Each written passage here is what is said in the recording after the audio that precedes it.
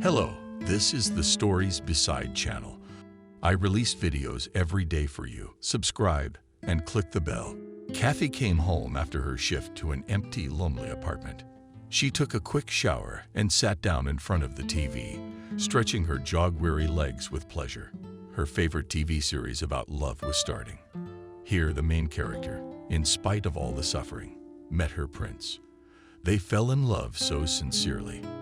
A happy, cloudless future lay ahead. Kathy sighed and thought, I wish I were that lucky. It's just frustrating. Husband's the last of the bastards at work, being bullied and persecuted. No kids, no love life. It's like a dead end. I'm in my 30s. Kathy worked as a waitress in a cafe for many years. She coped with her duties well, had time for everything. Liked and gave generous tips often, but neither they nor the bonus has never seen. And all because the owner was greedy. Yeah. And a nasty man in general. All he did was pick on his subordinates and scold them for the slightest faults. And he took almost all the tips for himself, leaving the waiters only crumbs. The woman wanted to leave many times, but there were not many jobs in their city. She was afraid she wouldn't find a better job and would be left without a piece of bread. She had no education, so she endured everything. Kathy didn't marry for love either, rather because she had to. She met her future husband, of course, in a cafe. Where else would a man often go there for coffee and a bite to eat? He burned her with his eyes, complimented her, left her a generous tip, and asked for her phone number. In the end, Kathy couldn't resist. She was pleased with such attention, and they got to know each other better. And then they became a couple. Jacob was a good liar. He told her that he worked with a reputable company, had his own car, a 2-room apartment. He was also an attractive-looking man. He was a tall, well-built brunette. He gave her his favorite gladioli, took her to nature, roasted a terrific barbecue, and all talked about love. It was obvious that the man was crazy about her. That was not surprising. After all, the girl was very attractive. She naturally had beautiful, thick wheat curls down to her shoulder blades and gray, slightly sad, huge eyes. God had not hurt her figure either. She had it all. The couple spent passionate nights together. The two of them were good together. Kathy decided it was time for her to get married, especially since her fiancé insisted on getting married. And after that, everything turned out just like in the fairy tale of Cinderella. The woman worked for 3, took extra shifts and tired like a horse, and the hubby checked into her apartment. It turned out that he was a delivery guy, and his car was a company car. His place was also rented. Since he had a fairly free schedule, he also started drinking with friends. Over the years, he also went on a binge. He would come home very drunk and very late, and in response to Kathy's reproach, he always managed to make her the one to blame. Like she was always at work, they rarely saw each other, and he was bored. And he had the nerve to take women right into his apartment. He wasn't afraid of anything. Scoundrel. Neighbors often tried to hint at this to the woman, but Kathy could not believe it. She just shrugged it off. She thought they were jealous that they had a normal family, so they gossiped behind their backs. Once Kathy found a woman's hairbrush in the bathroom, made a scandal, but the rascal got out. They say a cousin came to visit and still managed to accuse his wife that they do not have children. He said she was incapable of giving birth, which meant she was not a woman at all, an empty vessel. But he was a man, and he needed an heir. The scoundrel often said, "Honey, you should not blame me for all my mortal sins, but be glad that I have been living with you childless for so many years. So put up with my weaknesses. I'm a man after all." Kathy was terribly hurt. She often worried and cried about it. Indeed, no matter how hard they tried, the pregnancy never came. Although Kathy was physically healthy, but she had absolutely no time or money to go to the doctors and have tests. So they lived periodically, arguing a lot, like a cat and a dog under the same roof. It was more out of habit and inertia. There was no warmth of heart, no kinship, no soul between them. They were strangers to each other.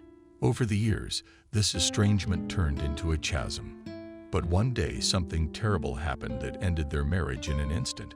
Kathy came home earlier than usual, poisoned by something, and was released. She wasn't feeling well. She was twitching and dizzy even in the hallway. She smelled the scent, lusciously sweet women's perfume, and unmistakable moans from the bedroom. The woman tiptoed to the bedroom and quietly opened the door. Kathy was so shocked that for another 10 minutes she just stood there and watched her own husband frolicking with an unfamiliar girl. She wriggled under him and moaned and whispered passionate words of love to him. And then Kathy was swept up in a wave of anger and hatred for both of them, overwhelming her completely without a trace. In anger, the woman gave a beating to both kicked out and forcefully divorced her husband, though he has repeatedly tried to make peace. But apparently, something in her broke, and she could no longer physically bear Jacob. She was disgusted with him. So she lived alone ever since, completely lost confidence in men. From time to time, the drunken hubby frayed nerves, pounding on the door and demanding to borrow money. But Kathy was adamant and did not open the door to the bastard. And now, when the doorbell rang, she thought to herself with annoyance, "Well, here we go. Now Jacob will shout and scandalize that I spoiled his life, as if it was me drinking and with men in bed, roll around. I have no strength. When will he leave me alone?" But to her surprise, a thin child's voice rang out. "Buy a card, please. I made it myself. Inexpensive, 100 are in total. If you don't have money, at least take out some bread. I'm very hungry." Something in Kathy's soul twitched, turned over, and she quickly threw in a bag some food cookies, apples, and taking the last 100 from her purse, ran out into the street. There was a skinny boy of about 7 standing on the porch. He smiled at her guiltily and held out a card timidly. "Hello, Auntie. Here you go. I tried very hard. Maybe you could give it to someone. My name is Mason," the boy. He was dressed very poorly. His sweater was too small and his sleeves barely reached his elbow. Worn to holes, soiled pants, and old sneakers stitched up 100 times. But how good-looking was he, after all? Open-eyed, dimpled cheeks, and blonde, curly hair that should have been cut a long time ago. The woman handed him a bag of food and money. "And I, Kathy. You can just call me Kathy. Here's one for you. It's for you. Oh, it's beautifully done. Did you cut it yourself?" "Yes, Aunt Kathy. All by myself, without any help from anyone else. And neat. So, Mason, you're very good." The boy sniffed his nose and shouted happily to her, "Thank you very much," and rushed away. And Kathy went back to her apartment, holding the souvenir she had bought. At home, she sat down again in an armchair and began to look at the picture. And she was astonished at what she saw. The picture was of a handsome, but very sad prince, but he was sitting on a strange throne, more like a wheelchair, and over him hovered a scary witch. She was holding out her long arms, more like the claws of a bird, and there was a grimace of hatred on her face. The sky was all in clouds. The boy even managed to draw lightning. It seemed like something terrible was about to happen. It was immediately clear that the child depicted a real-life situation in the form of a fairy tale. And judging by how meticulously and beautifully the prince was portrayed, he was clearly very dear and close to the boy, while the witch was painted with such pencil pressure that it almost pierced through the cardboard. But the boy clearly had a talent for drawing. Very few children his age can depict people and convey emotion so accurately and proportionally in drawings. The woman was horrified. Poor little boy. He's obviously in some kind of trouble, and he can't even share it with anyone. We must find out tomorrow and try to help him. But where to find Mason? That's the question. The next day was Kathy's day off, and she set out to find the boy. She went around all the nearby backyards and yards, even went down to the heating pipes and visited the dumpsters, where the local homeless lived. But all to no avail. The boy was nowhere to be seen. The woman was already in despair, but her neighbor suddenly helped her. She told her where to look for Mason. I know this kid. For 6 months, he's been running up and down the stairwell, selling his drawings. A lot of people take them out of pity and then throw them away. Who needs a 7-year-old kid's doodles? I don't know where he lives, but he's definitely not homeless. I often see him in the park on the bench by the pond. He feeds pigeons with bread. What do you need him for? Kathy said nothing, thanked her neighbor, and went to the park. She did not know why she was looking for the boy. She just wanted to talk to him. And indeed, Mason was there. He was sitting on that farthest bench, hanging his head sadly, thinking about something. Kathy cautiously approached him and spoke softly. Hello, Mason. Do you remember me? Kathy, I saw you yesterday. May I sit next to you? I want to ask you something. Do you mind? The boy shrugged and moved over to give her the seat next to him. Why not? I'm bored alone, and I don't want to go home. What do you want to know? Did you like my card? Be honest. Kathy smiled. You're a very talented Mason, and you're a great drawer. That's what I wanted to talk to you about. You didn't draw that story for nothing. Really, that sad prince on the throne is your daddy, yes. And that evil one, the witch, she wants to hurt him. Did I get that right? Why don't you share? Maybe I can help you. The boy immediately shrunk and became very sad. You got it right. And the first person who asks me about it is my dad, Michael. He's very good and kind. And he loves me. He used to be. You know how much fun he was, strong and brave while my mom was alive. We had the best and happiest family at all. I remember well how Mommy used to take me in her arms, kiss me, hug me, and tell me that I was her happiness. And then she got sick. She was in the hospital for a long time. And then she died. I miss her so much, I feel so bad. And a year later, my daddy brought home this horrible woman, Evil Nancy. She's my stepmother. We didn't get along right away. Dad worked at the construction site, came in late, and didn't know how she was hurting me. And when I tried to complain to him, he got angry, forbade me to speak ill of her. Thought I was jealous.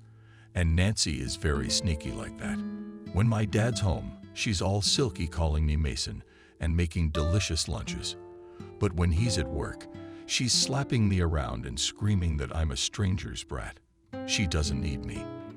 And 6 months ago, my dad fell at a construction site, fell from a height, and became an invalid. He's in a lot of pain. He doesn't sleep at night and cries. I know. And now Nancy runs the house. She humiliates me and Daddy and hurts us. She yells at Dad that he's a cripple and I'm a scum.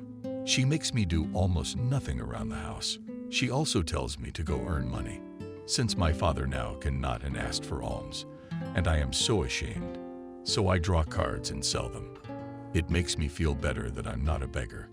I don't want to go home at all. I can't watch my father suffer. Nancy is making fun of him. She wants to put him in a home for the disabled and me in an orphanage. She wants to live in our apartment. I heard her tell someone on the phone myself. What to do? I don't know. She was shocked at what she heard and could not believe it. She said, "Oh my God, what a nightmare. What about you and Dad? There is no one else. You know, grandparents or other relatives." Mason shook his head. "No, we all died a long time ago, so there's no one to help us." The woman could not contain her emotions and said to the baby, "You know what, Mason, let's go to my house. I'll feed you dinner. You can stay with me. And then I'll take you home. I'll see if I can talk to your mean Nancy. Maybe I can talk some sense into her." The boy was delighted and immediately agreed, joyfully taking Kathy's hand and going with her. He ate soup and meat greedily and with appetite. And then they drank tea and candy. The boy was full and even dozed off a little. It was getting dark outside, and Kathy took him home. A family lived very close by, 1 block away. As soon as they entered the apartment, the smell of cigarettes, mustiness, and a sick person hit their noses. The place was untidy, dusty, and the ashtray was overflowing with cigarette butts with lipstick marks. Kathy timidly peeked into the refrigerator. There was almost nothing there. A couple of eggs, juice, and a piece of sausage. Mason took her to her father's bedroom. He was sitting in a wheelchair, looking sadly out the window like a prisoner at large. When he turned around, Kathy shuddered. So haggard and exhausted did he look, his eyes literally sunken in. So were his cheeks, unshaven for a long time. And there was such despair and longing in his eyes. Kathy held out her hand to him. "Good evening. I'm Kathy. Mason and I met yesterday. He sold me a beautiful card. Your son is very talented. He told me you were sick, so I was wondering if there was anything I could do to help. What do the doctors say?"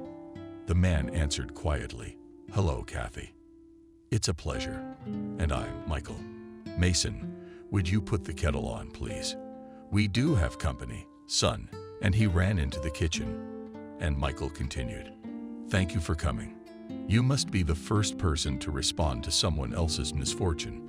I'm an industrial climber by profession. We used to install windows in new buildings. I fell from a height myself. I don't know how it happened. I've been working for so many years, always checked everything and followed safety procedures. And then this happened 6 months ago. It hit my spine and my spinal cord. Doctors said at the time that there was a chance, but we needed a huge amount of money for an operation. And there's only one person in this country who does it, Professor Stephen. It was important to do it in the first 6 months.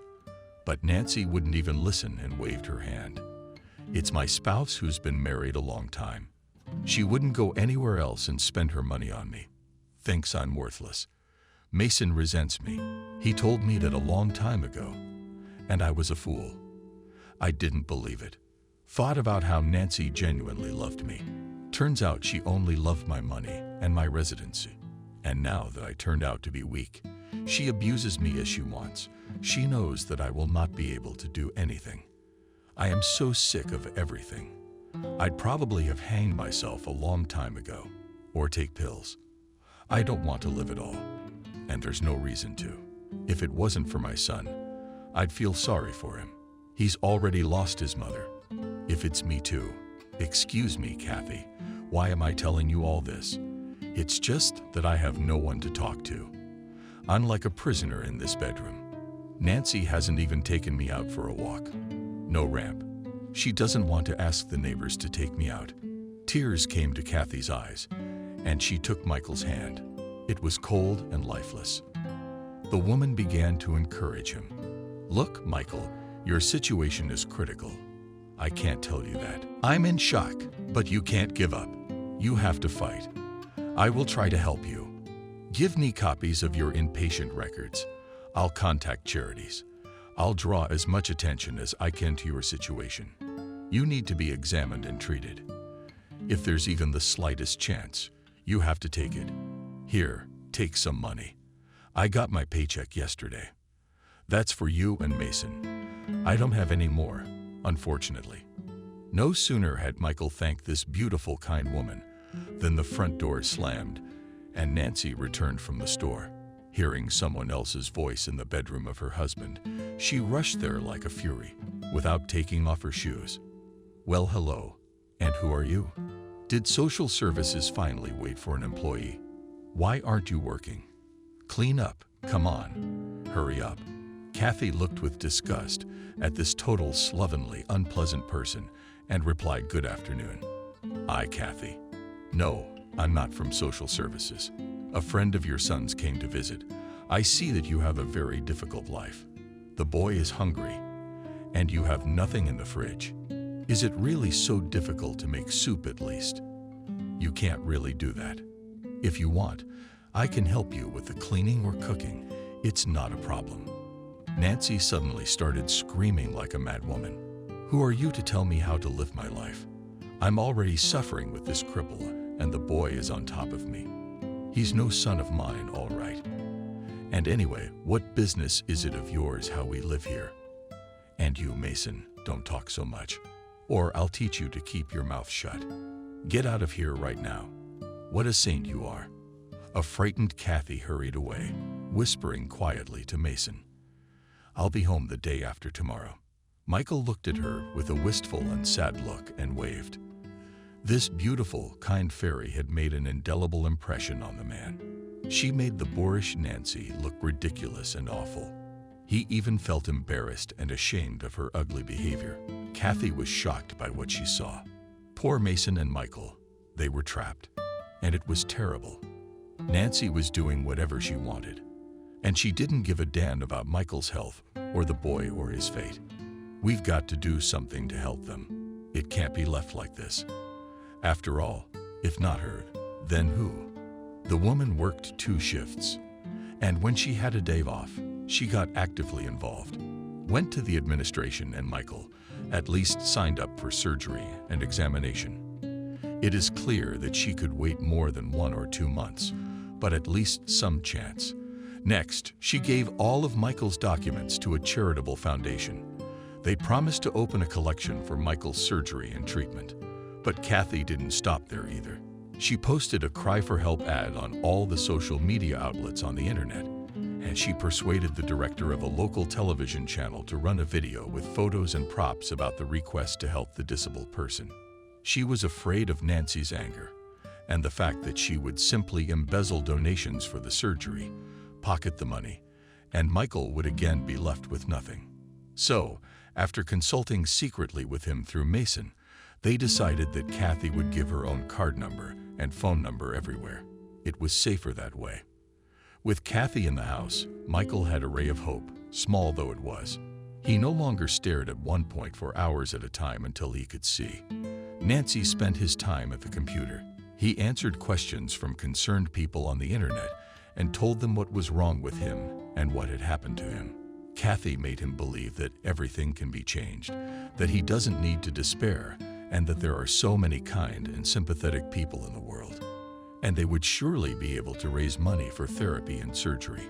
Nancy, accidentally seeing a video of Michael on TV, became terribly angry. After all, none of this was part of her plan.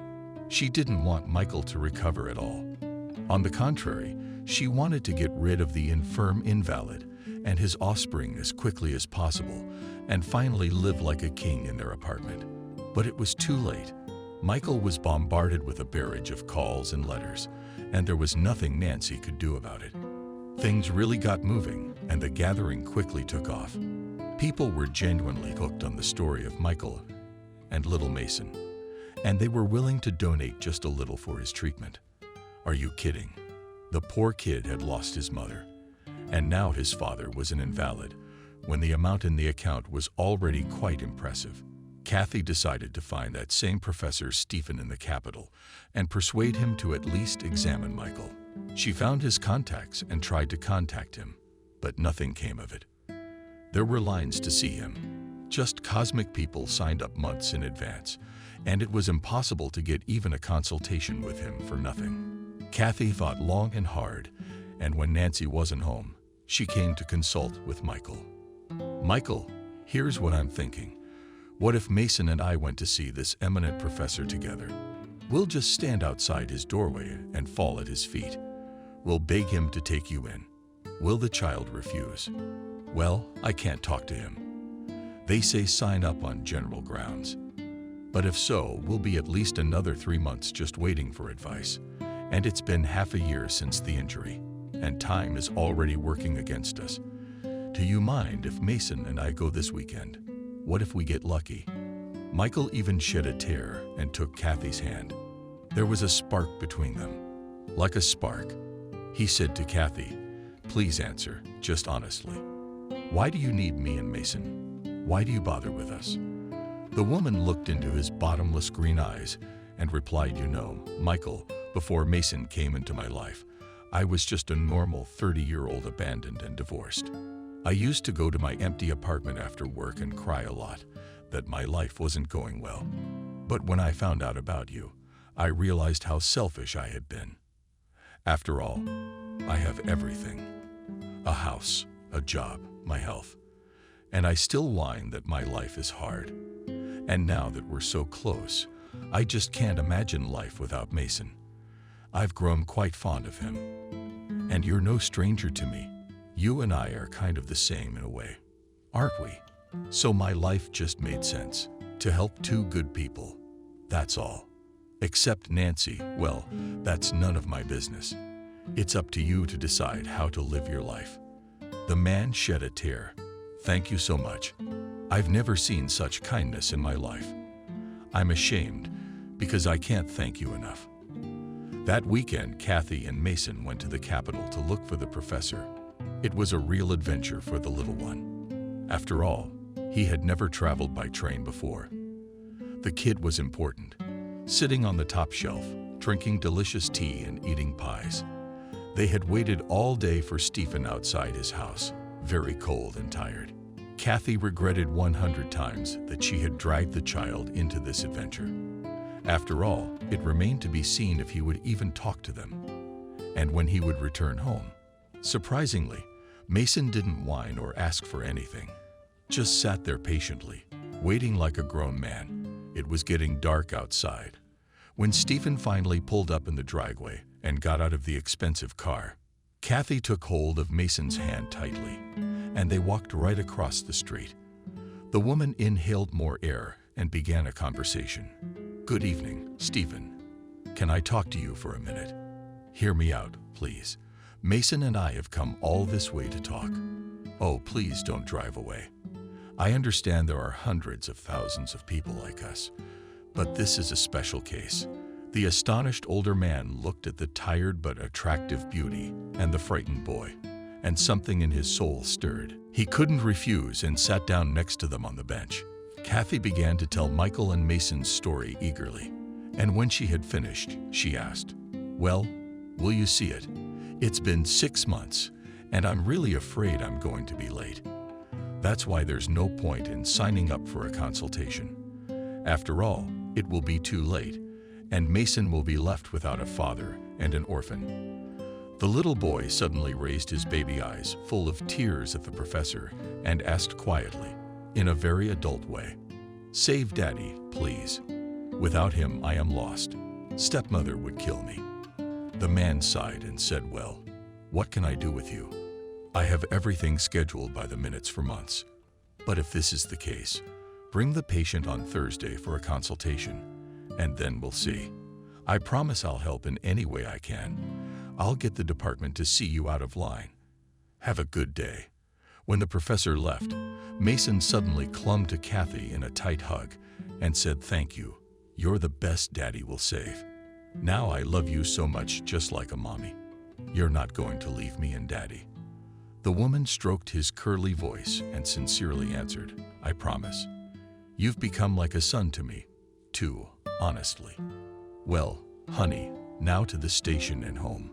Tired, my good man. We'll buy you something. Something to eat and sleep on the train." Kathy, without hesitation, spent all her savings to arrange the transportation of Michael to the Capitol for an examination and consultation. Nancy screamed so loud it was audible to the entire block. "What are you doing here? Who gave you the right to pry into our family? I'm against it. What's the point of dragging an invalid this far? There's no help for him anyway. It's all useless." But then Michael himself intervened, and for the first time since his tragedy, said menacingly to Nancy, "Shut your mouth. I realized a long time ago that you don't care about me or Mason, and the man is genuinely helping us. Stay out of our way and stay out of our way. And if you don't like something, leave right now. Aren't you ashamed to say that? Why are you burying me alive?" Nancy realized she'd overreacted. Now was not the time to fight. Otherwise, you might as well lose your apartment. She quickly retreated and changed her tone. She only hoped in her heart that Michael couldn't help and that her plan would work. Kathy excused herself from work and went along with Michael. It was important for her to hear what the professor had to say and, if anything, to support the man. Mason flatly refused to stay with Nancy and went with her father. The professor took a long look at the scans and the results of the CT scan, gathered a panel, and then announced his verdict to Michael and Kathy, who waited with bated breath for him on the couch in the waiting room. The doctor said, "The picture is not an easy one. Time has indeed already passed. There is still a chance, If an operation is performed right now, without delay, Michael can get back on his feet. The chances of success are high. But not everything depends on me. There are no budget places and no quotas. And the cost of the surgery, what is it? Take a look at this. Kathy looked at the amount and was surprised at Michael's account. Only half of it. She frantically thought about what to do. She had to say yes. There wouldn't be a second chance. It cost me so much effort to persuade the professor. And she cheerfully, as if nothing had happened, replied, We agree. Half of the amount I will transfer today, and the rest I will send by the end of this week comes. Do not worry. I will not let you down. We can't wait because Michael's life is on the line. He is only 30, and I can't accept the fact that he will be confined to a wheelchair for the rest of his life. When the professor left, Michael dumbfoundedly asked Kathy, What are you doing? We don't have that kind of money. Where are we going to get it? We should have given up and collected the missing money, and then. The woman responded with heat that later. Then you won't be able to get back on your feet. Stephen clearly said, Lie down, and don't be afraid. I'll find the money, whatever it costs me. I'll mortgage my apartment. I'll take out a loan. I'll think of something. Your life is more important. Michael grabbed her hands and covered them with kisses. Each kiss made her feel like 1,000,000 butterflies fluttering across her body. The man whispered, Sweetheart, sweetheart, you are an angel. Thank you. I owe you a debt of gratitude. If I survive, I'll work it off and pay you back every penny. Just keep an eye on Mason, please, so Nancy doesn't hurt him. I will. I'm worried about him. Kathy waved her hands. We'll sort it out later. We'll go to the registration. Time is of the essence. Think about the fact that you owe it to yourself to get better for your son and for me. It's very important to me. You know that. They hugged each other goodbye. Kathy and Mason went home, and Michael stayed at the hospital. The woman was silent the whole way, thinking feverishly, where would she get the rest of the money for the next few days? Thoughts bounced from one to the other. Her head was a mess. Mason's voice roused her from her thoughts. The boy asked Kathy quietly, Can I stay with you? Till Daddy comes back. I don't want to go to Nancy's. She's mean. The woman put her arms around the boy and held him close to her. I wasn't going to take you to her. My good man, you can stay with me for a while. Don't worry about it. It'll be more fun for me. And you can let your daddy deal with Nancy later. It's none of my business. The next day, the woman worked her shift and ran to the bank in the hope that she would be approved for a loan. But no matter how much she pleaded with the employees and explained the situation, she was turned down. Her salary was too small, and the loan amount was huge. The woman came home completely broken and in no mood. She was met by Mason. The boy wanted to do something nice and fried potatoes. It turned out very tasty. Kathy ate with gusto and praised the boy. How good you are. I'm not doing very well. I have to get money for your father, but so far there has been no result. That's okay. Mason, we'll get through this, as long as your dad gets better. Suddenly, the doorbell rang. Surprised Kathy wasn't expecting anyone and went to open it. On the threshold stood an elderly couple, a man and a woman, expensively dressed. They could see that they were very wealthy people. The man said hello. Good afternoon. You're in the house. My name is Benjamin. This is my wife, Vanessa. We have your address at the charity. We're looking for Michael. You wouldn't happen to have him by any chance. We were told you were raising money for the operation. We first went to the address where he lives, but we weren't greeted kindly. Some unpleasant woman said she didn't know where Michael was and when he would be back either.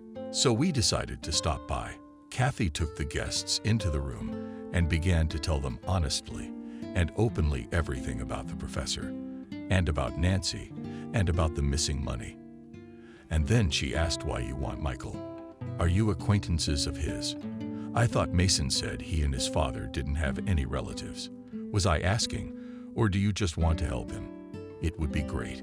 By the way, money is badly needed right now, and every cent counts. The man sighed and began to tell the story in detail. trying not to miss anything. The fact is that Michael is our own son, so we are looking for him. I'll try to explain, although there's so much confusion that we can barely figure it out ourselves. Vanessa had her son 30 years ago in the maternity hospital with another woman at the same time who also gave birth to a boy. But as it happened, because of the bad weather, all the transformers blew out. The lights went out. There was confusion and turmoil. In the end, the kids got mixed up. My wife and I were dark, tall, and they gave us a red-headed boy. We couldn't figure it out the whole time, what Robert looked like. He was nothing like us in appearance or personality. He grew up disobedient and out of control, didn't want to study at all. We changed schools 3 times because of his horrible behavior. There was more. He was expelled from. He often played casinos for money and lost the fortune that my wife and I had worked so hard to make. A year ago, he was coming home from a nightclub, drunk of course, and on the way home, he got into a fight with some local hooligans. A fight ensued, and he got in a hell of a lot of trouble. He needed an emergency blood transfusion, and that's when I found out that neither my wife nor I could be a donor. The blood types were completely different. Eventually, we found a donor. We fought for Robert's life to the last moment, but he never made it. He died a week later in the ICU. We grieved much, though he was not our relative, but we loved him. We put our heart and soul into him. And then we decided to conduct our own investigation and hired a private detective. We could not calm down, knowing that somewhere there was our own son, and we know absolutely nothing about him. It was the detective who uncovered the truth. He found out the name and coordinates of the second mother, and slowly he got to the bottom of the truth and learned everything he could about Michael's fate. And then we came across your ad on the internet asking for help, and immediately decided to come. You tell me how much money you need and details of the clinic. I'll pay right away. I don't spare anything for my own son. Kathy was hesitant. She said a huge amount, expecting that Michael's father would probably not be able to pay it all at once. But to her surprise, the man immediately transferred the funds. The woman exclaimed happily, "Thank you so much. You have no idea how helpful you were. After all, I went to the bank today. I thought to take a loan, but they refused me." We were sitting here with Mason, not knowing what to do. Tomorrow we have to find out how Michael is. He should have had surgery. I just don't know what to do about work and Mason. I've had to take a lot of breaks from work. Soon to be kicked out, I will be left with nothing at all. Vanessa exclaimed, "Don't worry, Kathy. We'll go and stay with my son. Let's get to know each other. We have to start somewhere. Why don't you take Mason? Why are you dragging that boy all the way out here? After all, treatment and rehabilitation is not a quick thing. I admire you, frankly. To put yourself out there and help a complete stranger's family, that deserves the highest degree of respect. You're doing a great job," Kathy said. "They're not strangers to me anymore. Mason has become like a son to me, you know. He's a wonderful boy, and he's gifted, and he's got great drawing skills. I want to take him to art school. A talent like that shouldn't go to waste. And Michael, I like him very much, to tell you the truth. But Nancy, in general, it's complicated. But I'm glad you found a son. I think Michael will be happy too." Until now, Mason had only been silent, batting his eyes, and not interfering in adult conversation. He just listened intently, and then he couldn't stand it and asked, "Aunt Kathy, I don't understand. Are those my grandparents? Are they?" The woman winked at him. "That's right. That's lucky for you, really, my dear." The boy jumped up and down. "That's good. And Grandpa does look a lot like Daddy, or Daddy looks like him. I noticed it when they came in. There's even the same mole on his neck. Wow." The grandfather and grandmother hugged, and granddaughter said goodbye warmly and began to get ready for their son's trip to the clinic in the capital. They still could not believe that not long ago they had buried their adopted son and were completely lonely and depressed. But today they found both their own son and their grandson at the same time. On the way, Vanessa was very nervous. She even took heart drops. She wondered how Michael would take it, whether he would push them away. After all, he had been brought up in a different family, and those people were family to him. Would he be able to love them? How was the operation? Would his son be able to walk? But as soon as the relatives met, looked at each other, and between them there was the warmth and emotional connection that Michael had not felt since childhood from the parents who raised him. He didn't understand why. They hugged and cried for a long time and could not believe that after so many years they could find each other. The operation was complicated and lasted many hours, but Stephen did the impossible. Gradually, Michael began to feel his legs when he was able to move a finger and then a foot. He was as happy as a child. The rehabilitation was long and lasted 2 months. But in the end, Michael was able to walk fully by himself, leaning only on a cane. The parents were by his side the whole time, supporting and encouraging him, and giving him confidence that everything would be fine. Mason lived with Kathy all this time, went to regular school and art school, and enjoyed drawing. Somehow, imperceptibly, he started calling Kathy himself. After a while, his mother was amused and did not correct the boy. She was insanely pleased to tears when he called her that. The woman dressed the boy, tittied him up, bought a fancy satchel and new school supplies, all for drawing. They got along great, didn't quarrel. But the boy longed for his father very much, even though they talked every day on the phone. The woman now ran home from her shift like she was on wings. She called Mason 100 times when he stayed home, wondering if he had eaten, if he was afraid. Finally, she was able to feel like a mom too. Turns out it's so wonderful, taking care of a child. There was no more loneliness and emptiness in the soul, but Kathy was anxiously waiting to see what would happen when Michael returned. What if he would take Mason and continue to live with that obnoxious Nancy? The woman knew that she couldn't go on without Mason. She would just die, and that would be it. After a long rehabilitation period, Michael finally returned home. During this time, he had become very close to his parents. He had a difficult conversation ahead of him, and parting with Nancy was inevitable, for she had only called a couple of times during that time, asking about his health. She never once mentioned where Mason was. She did not care to live with such a man, and was not going to continue under the same roof, especially since her son was adamantly against it. He entered the apartment quietly, opened the door with his key, and was amazed at the filth the pseudo-mistress had made. There were things scattered everywhere. The floor hadn't been washed for a long time, and the kitchen sink was full of dirty dishes. Nancy hadn't expected to see Michael, so she sat in a chair with a cigarette and a glass of wine, chatting on the phone with someone. She was laughing nonstop. Oh, I can't get enough of that. Found them. Turns out to be in the hospital, and his bastard. It must have been a crazy woman who took him. Such a beauty. You won't believe it. My sweetheart misses me. I'm okay, too.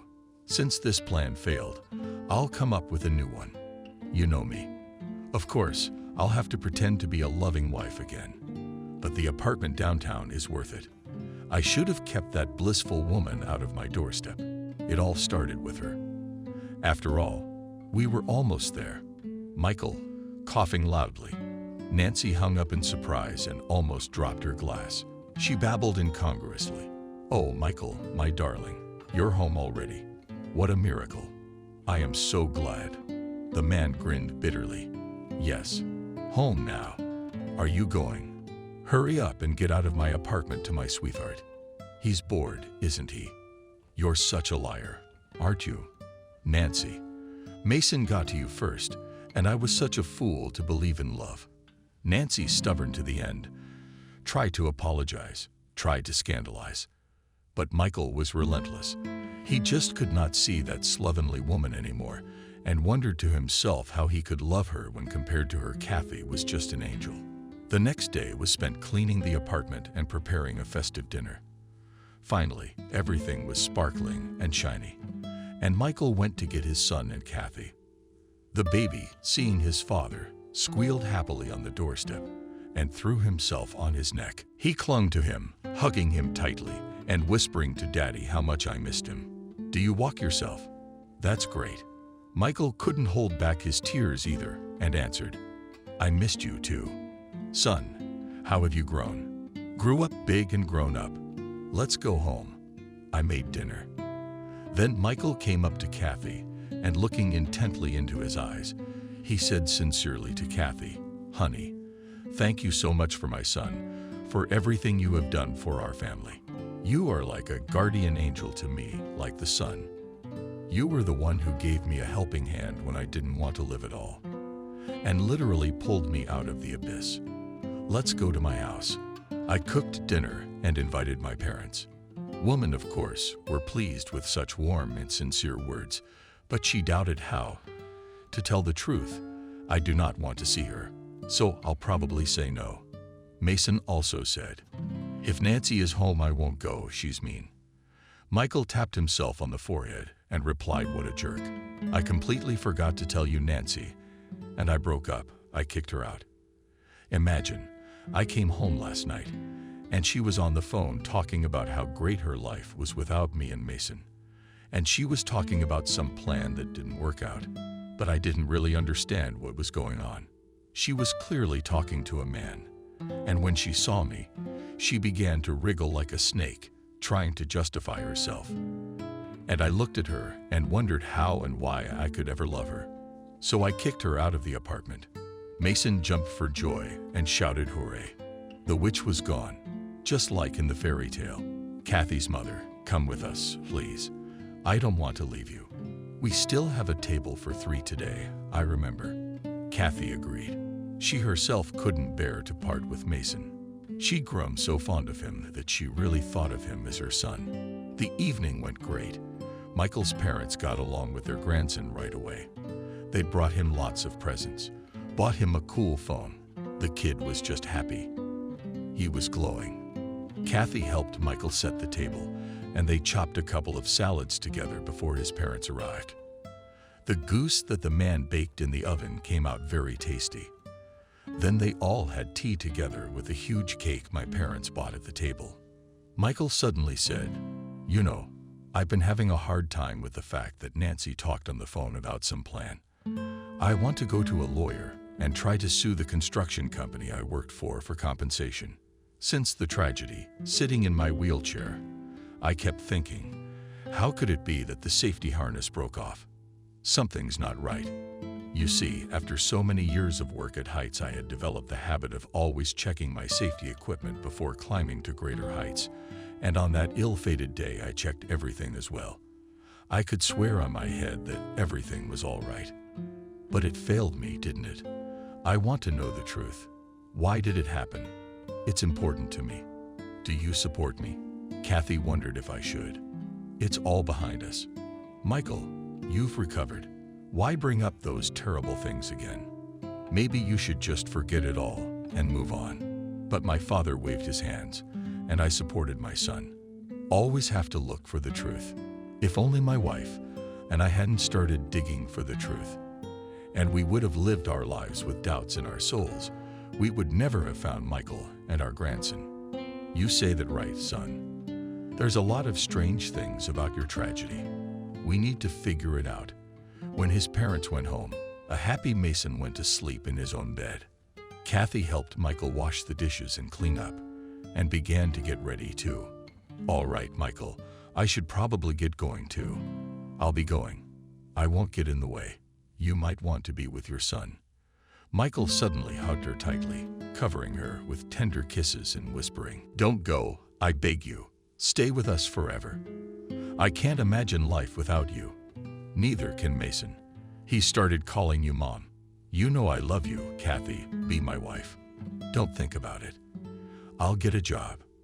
I can't promise mountains of gold, but I will take care of you and my son, and I will cherish you as the dearest thing I have."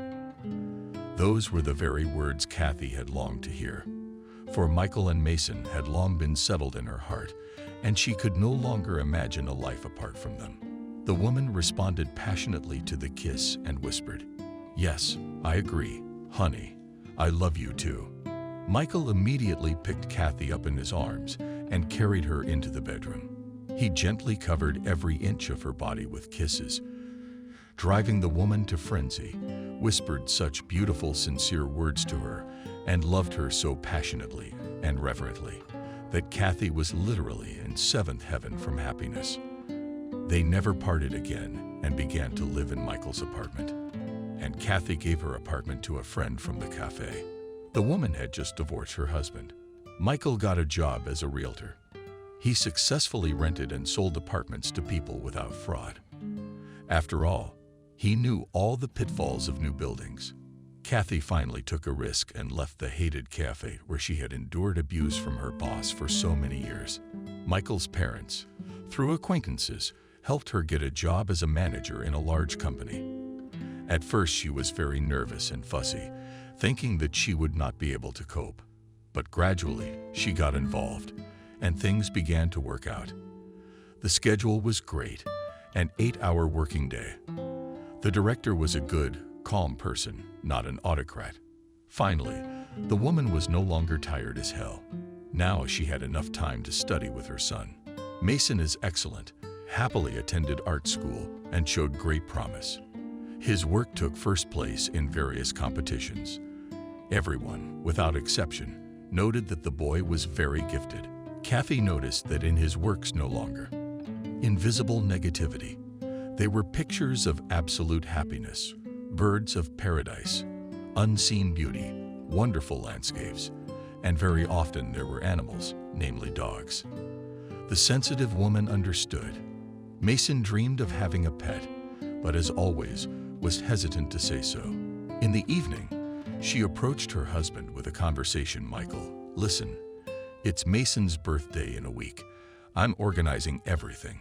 He wanted to invite the guys from the studio to come over. Let's get him a puppy. I know he's dreaming about him." Michael wondered, "Do you think so? But he's never even mentioned that he wants a dog.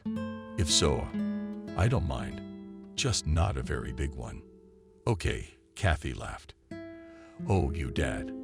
Look at his yearbook. Here's a sad stray puppy. Here's a German shepherd and a boy with leashes walking it. Here's that funny dachshund." And again the boy throws her a stick. Kids, after all, they project all their worries and dreams on paper.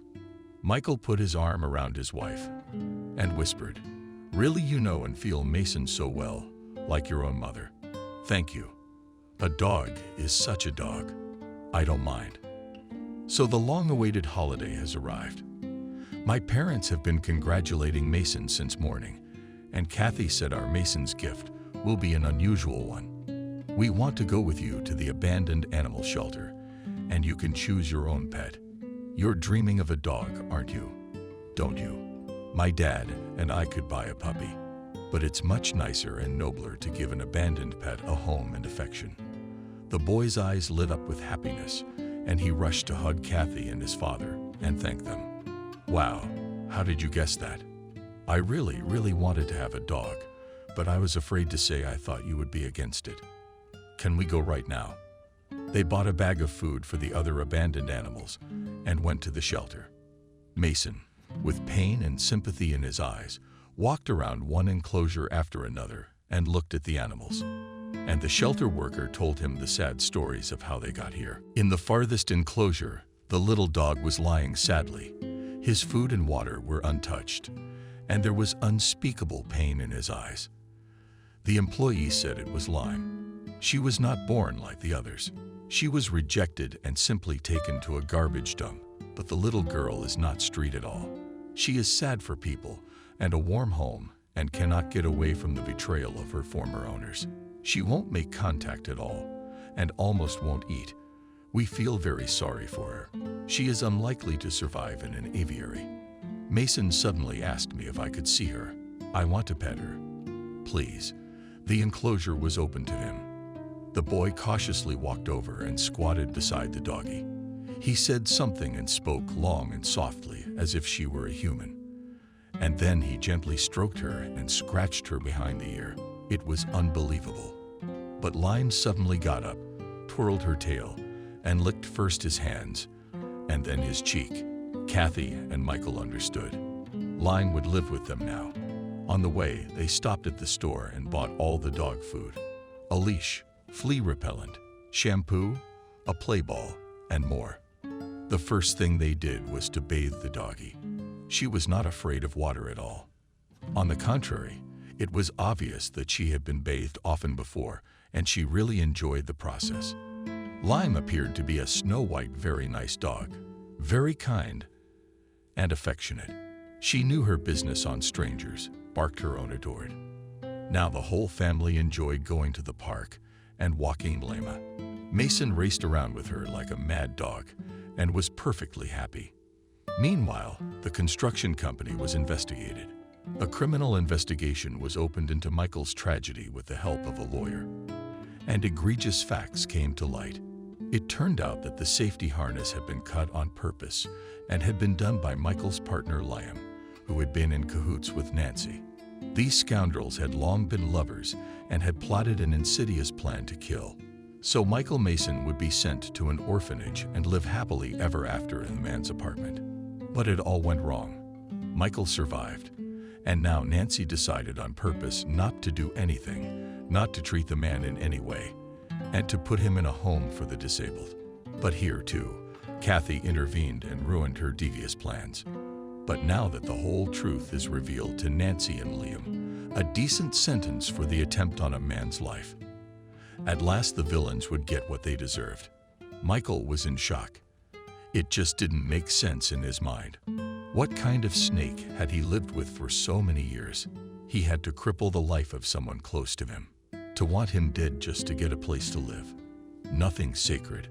More than once Michael thought that God had sent him. And it was just at the moment when he was finally despairing and wanted to put his own hands on himself. There you are. One wanted to kill, and the other saved someone else's life by giving his last. What different souls. A year went by. Life went on. The family lived quietly, happily, and peacefully. The only thing was that Kathy had not been feeling well lately. She had become nervous and absent-minded.